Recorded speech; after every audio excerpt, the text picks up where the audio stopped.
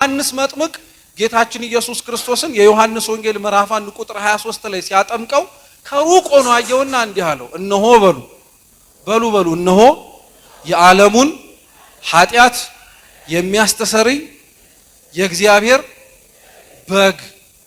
ዮሐንስ መጥምቅ በግ ብሎ የጠራው ማንን ነው? ጌታችን ኢየሱስ ክርስቶስን ነው። የፋሲካው በግ ለኦሪቱ የክርስቶስ ምሳሌ ነበር። እረዱት ማለት የክርስቶስ ስቃዩ ምሳሌ ነው።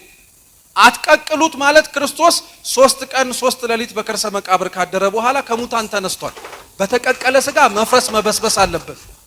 መቼም ወቅቱ የፈቃድ ጾም ስለሆነ ምሳሌውን ብንሰጠው ችግር የለም። ቅቅል በልታችሁ የምታውቁ ከሆነ ስጋውን ከፍ ስታርጉት ውድቅ ይላል አይደል?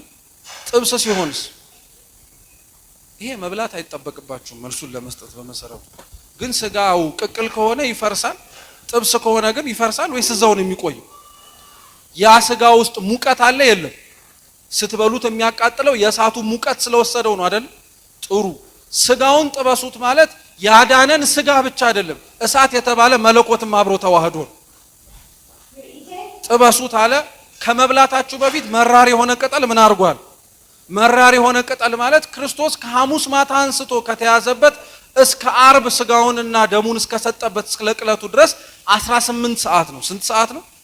ምእመናን ለዛ ነው ሥርዓተ ቅዳሴ ላይ ተገኝቶ ለመቁረብ ሲመጡ ከ15 እስከ 18 ሰዓት እንዲጾሙ ይገደዳሉ። የጤና ችግር ካለባቸው በምክረ ካህን ሊታገዙ ይችላሉ እንጂ አመመኝ ብለው ዝም ብለው ተነስተው መምጣት አይችሉም። መራሩ ቅጠል ለሱ ሳይበላ ላሳለፋቸው ማሳያ ነው። ስትበሉት ቶሎ ብሉት ነው ያለው አይደል? ለምንድን? ክርስቶስ ስጋውና ደሙን የሰጠበት የሐሙስ ማታ የሚያዝበት ምሽት ነው። ጊዜ ኖሮት እየበሉ እየጠጡ እንዲጫወቱም አልፈቀደላቸው። ከቆረቡ በኋላ መዝሙር እየዘመሩ ወደ ደብረ ዘይት ሄዱ አይደል ያልኳችሁ? ተነስተው ነው ሄዱት። እነዚህ በሙሉ ድርጊቶች ናቸው አሁን ተጨምቀው ቅዳሴ ሆነው የሚነመጡት። ለዚህ ክርስቲያኖች ስርዓቱ እንደ ስርዓት ይሄ ነው፣ ጸሎቱ እንደ ጸሎት ይሄ ነው። ድርጊቶቹ የምትመለከቷቸው ነገሮች በሙሉ ደግሞ ምስጢራት ናቸው። ጧፉን ይዞ ከፊት ለፊት የሚሄደው የዮሐንስ መጥምቅ ምሳሌ ነው። ከጀርባ የሚከተለው የቅዱስ ጴጥሮስ ምሳሌ ነው። ከዛ በተጨማሪም ደግሞ ወንጌላቱ የሚነበቡበት መጽሐፍቱ የሚነበቡበት አድራሻ በአራቱም ማዕዘን ነው። በአራቱም ማዕዘን ወንጌል እንደተሰበከ ማሳያ ነው። እቺን አንድ ነገር ብቻ ነግራችሁ ትምህርታችንን እንጨርስ።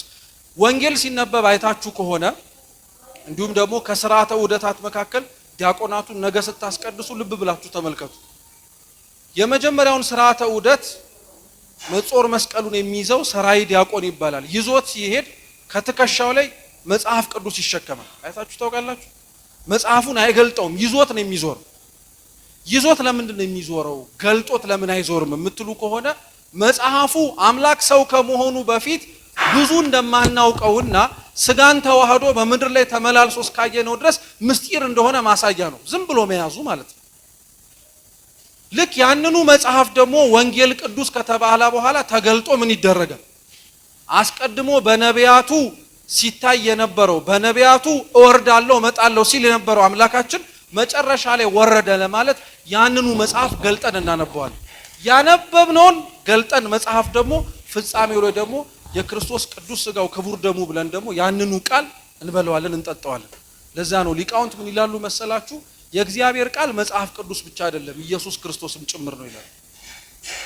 ስለዚህ ሥርዓተ ቅዳሴው እንዲህ ባጭር ሰዓት የምንማረው ሐተታዎቹንም ጭምር እየተመለከትን ለምን እንደምናደርገው ማወቅ ባንችል ቢያንስ እንኳን ይህ ለኛ ለፍቅር የተከፈለ ዋጋ መሆኑን አውቀን በጸሎቱ መሳተፍ፣ በጸሎቱ መጠቀም፣ ውስጥም ደግሞ የሚደረጉትን ክዋኔዎችም ወደፊት በሚደረጉ መርሃ ግብራት ላይ ደግሞ በደንብ በስፋት በጥልቀት ስንማራቸው የቅዳሴው ተመስጦ ከዛ ይመጣል።